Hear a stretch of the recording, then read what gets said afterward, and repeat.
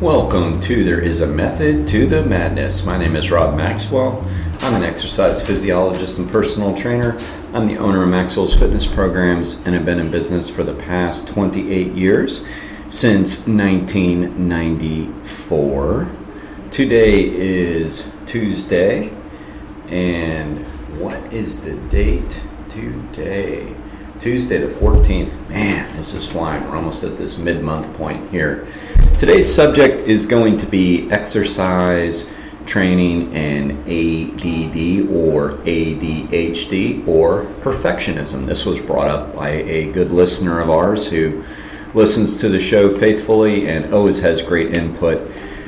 And that's where I like to get the subject matter from. I want to hear what you guys want to hear, but you got to tell me what you want to hear, and some people do and some people don't. So that was her idea, and I think it's a great one because, man, do I suffer from that myself. I'm going to get into all that, but before I do, it's time to thank our sponsors, Jonathan and Lynn Gilden at the Gilden Group at Realty Pros. They currently have over 270 five-star reviews on Zillow. They're actually the best at what they do. If you need help with any real estate needs, please give Jonathan and or Lynn a shout at 386-451-2412 or thegildengroup.com.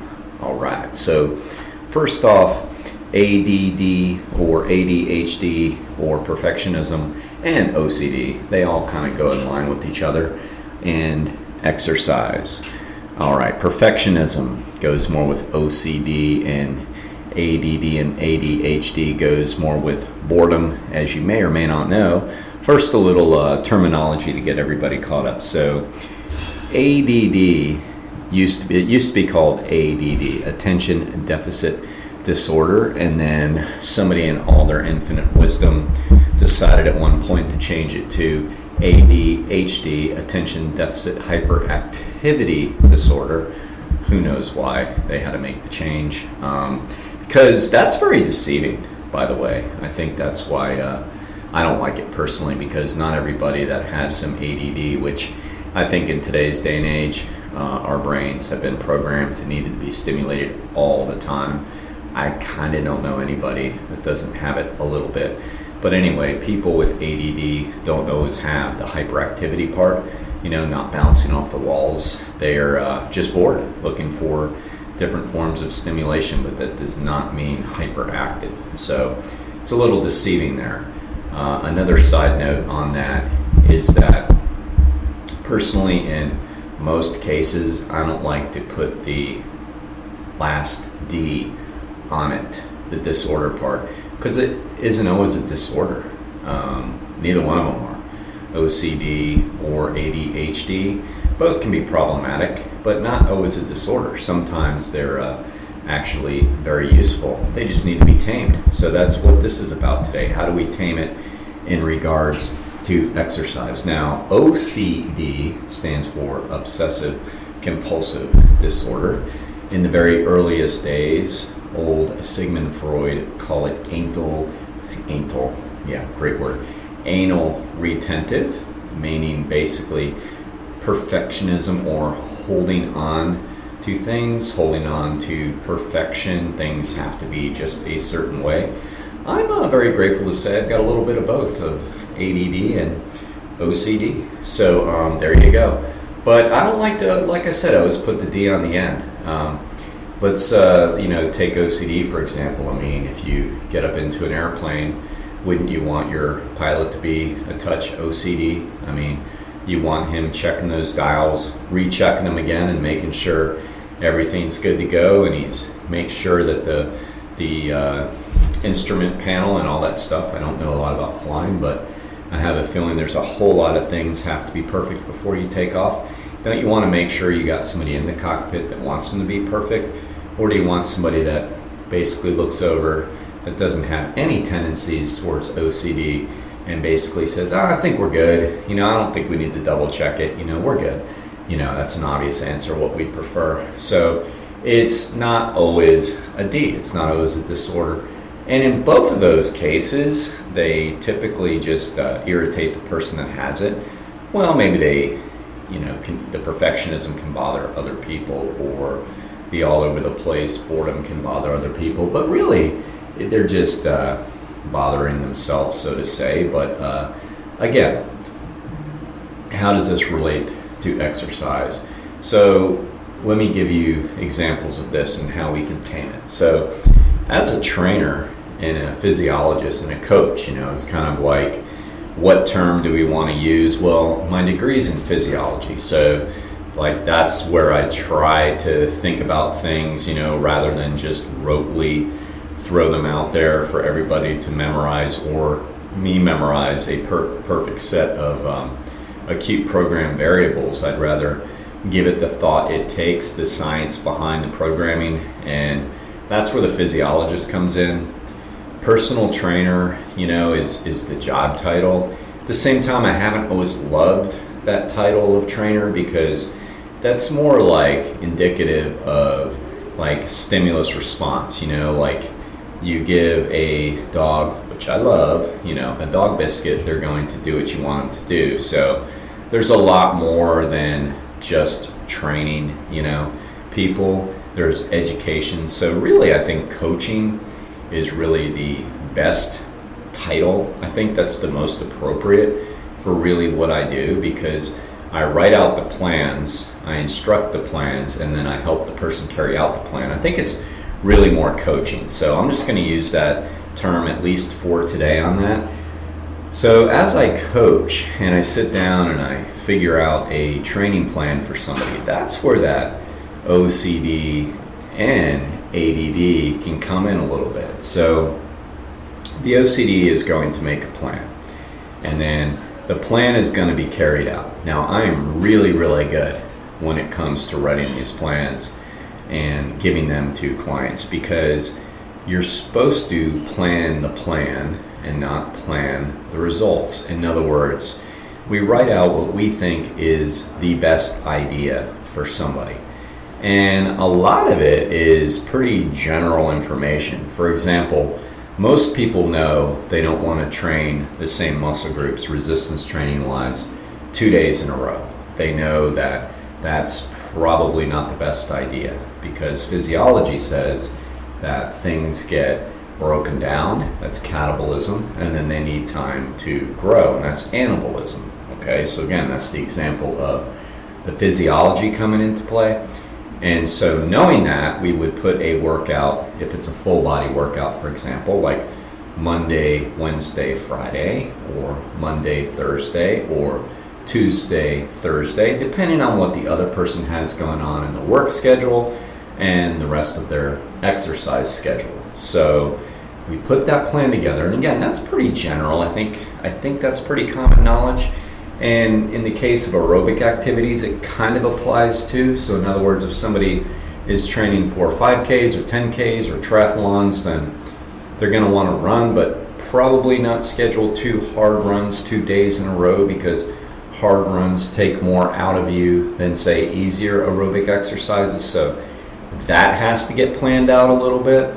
And then if they're doing a triathlon, the other segments, the other modes have to be planned out. So there are things to think about. But what comes in for the person who is OCD, now it's very hard to help yourself, basically. So again, when it comes to helping other clients and making their programs, some again are very generalized and not so difficult. Some are more difficult, and depending on that person's personality of OCD and ADD, or none, or neutral, or whatever, it could become more difficult as well, because they might have a set idea how things have to be, and then things really can get tricky. So you have to be very flexible. And basically the bottom line is this: you just do the best you can. You plan the plan to the best of your abilities, and then you let it rip, and it's not always going to be perfect. And that's where the OCD thing comes in. Now, some people, they don't struggle with that at all. Like the people that maybe don't have any tendencies. I'm taking these both as we go, OCD and ADD, and I'm going to try to explain how they both come into play here as we go, instead of just doing one and the other. So some people might be really good if you give them a plan. Like, for example, I just said to somebody who I coach, I said, look, I'm going to make your weekly template. They have sort of a difficult schedule because they have kind of strange work hours, and they are training for a triathlon or, they multiple, whatever, have a little bit of an injury. So trying to put that together to make it work. But I said to him, I said, look, I'm going to plan this plan, but it's not going to be perfect, and we may have to adjust here or there depending on this. And they said, okay. Now, they said okay because they really don't have a tendency towards OCD, towards perfectionism. Okay is a key word, meaning okay, it's going to be okay, or that's okay. They didn't say, I need it perfect. Because that's where we can really get into trouble, because there is no such thing as a perfect plan.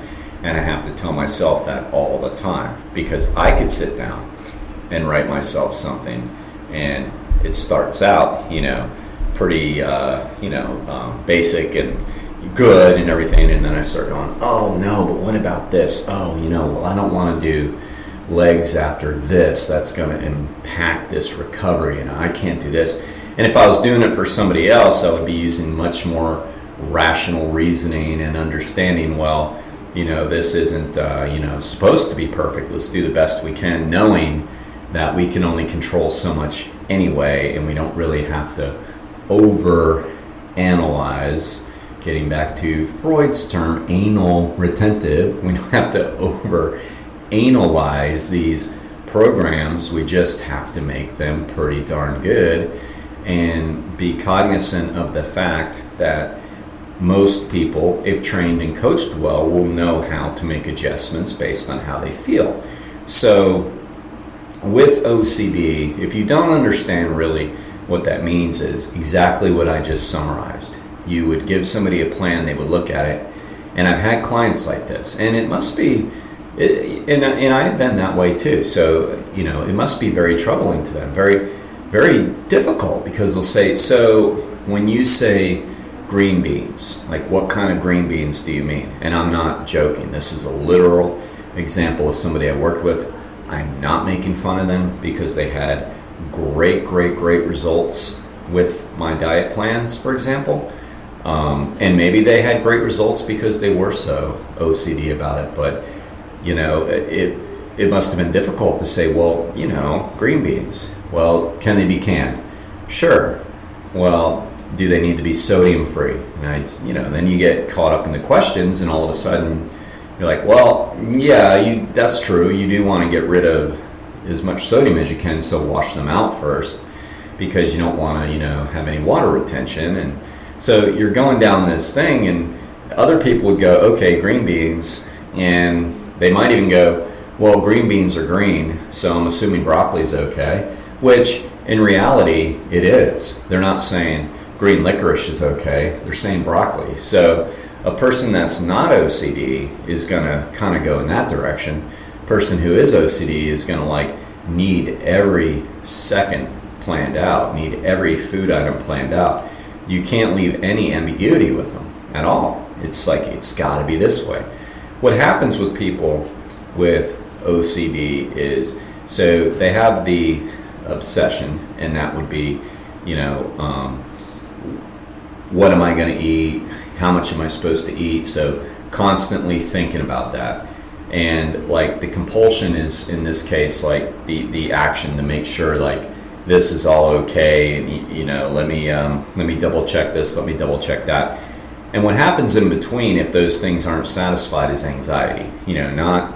People don't understand anxiety all the time. It doesn't mean that they're bouncing off of walls or their heart rate's racing. It just means that their brain can't shut it off. They feel very uneasy until they get to the point where they think they have perfection. In the case, a meal plan, perfection will tell me exactly how much mustard I should have, tell me exactly how many green beans to have, how many ounces or whatever, how many nuts, literally 9 or 11. This is an actual conversation.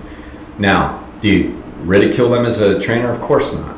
No. I mean, I was going to say weird, because I work with other trainers, we're thankful that they care that much. I mean, they want to get it right. It's coaching them to understand, which you're not going to change that mindset, but it's coaching them to understand that, well, it is okay if you violate this a little bit, but at the same time, you give them what they're looking for. You give them like the answers they're seeking, which is they want the exact. So you give it to them.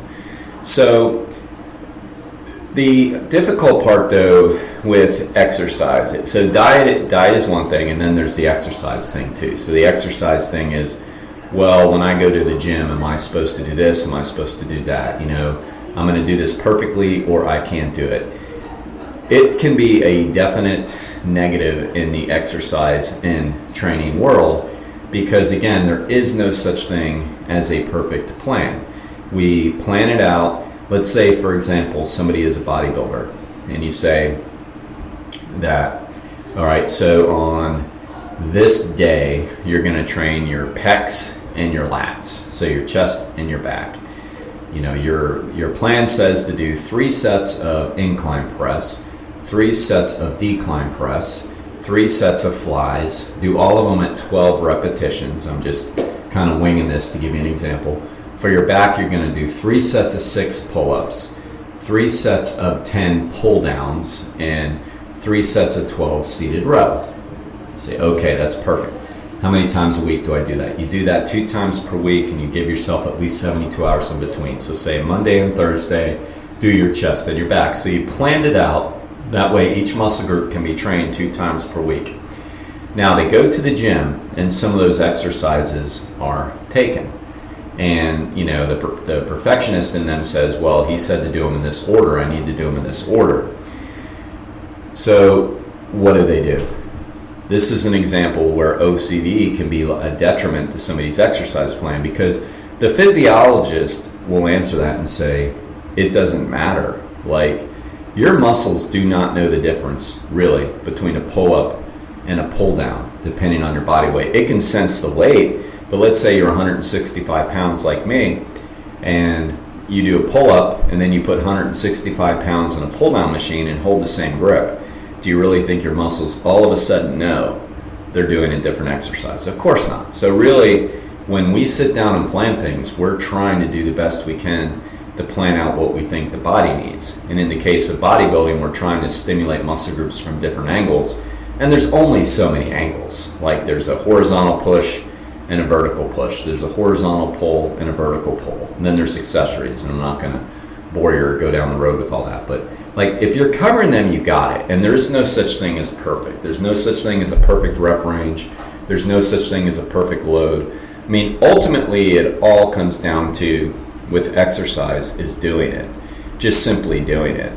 I mean, there's been many instances where I've been traveling and I threw the plan out the window and said, I'm just going to do something every day. And even if it totally goes against the laws of physical fitness, meaning doing the same muscle groups each and every day, I'm going to do it. And I'm just going to do it to put myself in a better mood and the sweat and feel good.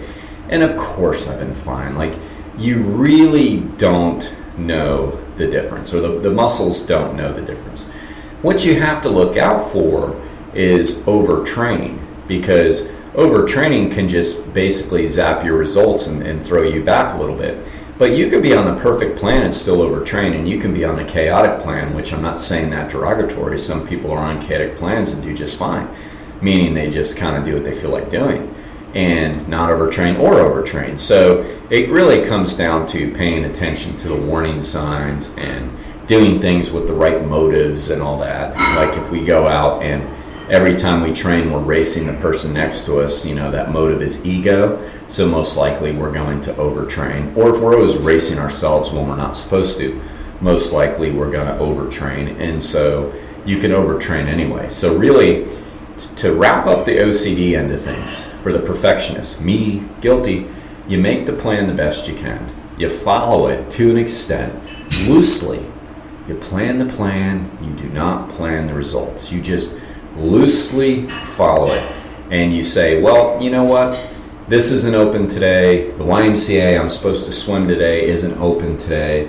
I might as well not do anything. Well, that's kind of silly. What is open? Your bicycle, go for a walk, So you just do the best you can. Or you're traveling. You go, well, I can either wreck everybody else's day and force everybody to stop the car and go into this gym and do my workout, or I can do something else. I can do something while we travel, or I can simply take the day off, or whatever.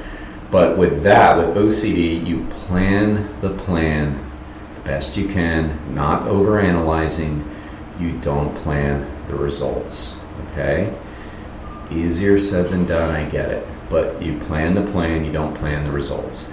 ADD and OCD, when it comes to exercise, are like polar opposites, because the OCD plans everything out, and the ADD side says that is boring as hell.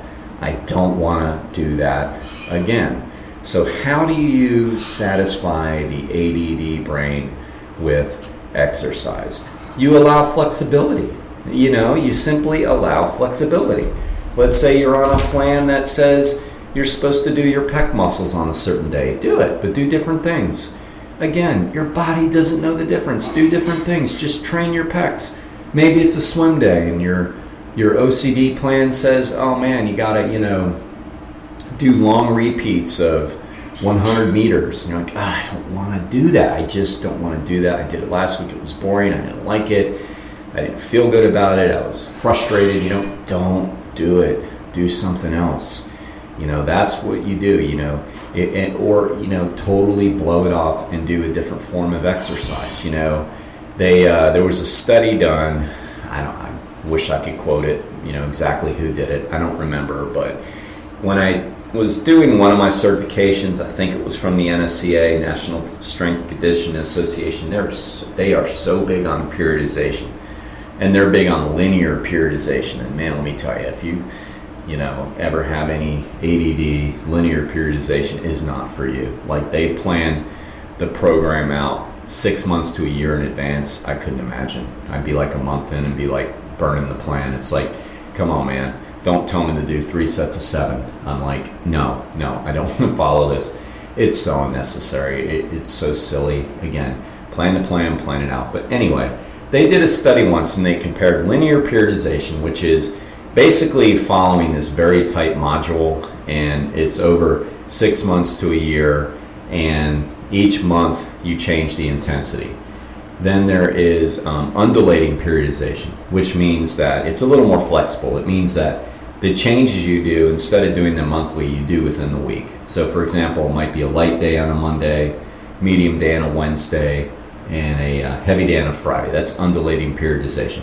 And then they did basically, I don't even remember what they called it, but basically it was constant change, chaotic periodization. It's funny they put periodization at the end of it, because there's no periodization to it. It basically just meant that every time the person works out, they change it up and do something different. And guess what? They pretty much found that they were all the same as far as the results went, which was really good for the people who like to mix it up a lot. And if anybody had an advantage, it was the chaotic one. Who knows why? Well, I've got my suspicions. I think that we're always going to do better when we like something. When we enjoy training, we're always going to do something. We're always going to do better. So, like, if you go into something and you enjoy it, you're going to push a little harder. You might stay a little longer, but you're always going to do a little bit better. So that's the theory on that. So when it comes to ADD, just, again, listen to it a little bit. Just allow yourself to not stick to the same routine all the time. Keep the big plan in mind. Big plan in mind. If you're going to do a triathlon, well, you need to swim and you need to bike and you need to run on a regular basis. Okay, that works. It doesn't have to be the same thing every week. It doesn't have to be the same thing all the time. Just make sure you're listening to your body and you recover, and after hard days, take easier days and things like that. Shift things around a little bit. Don't get drained. It won't matter what your program is if you do any of that stuff. So I hope that helps, and this is coming at it from the psychological side of things, and it was an absolute great question. Keep hitting me up with them. All right, so until next time, be max fit, be max well.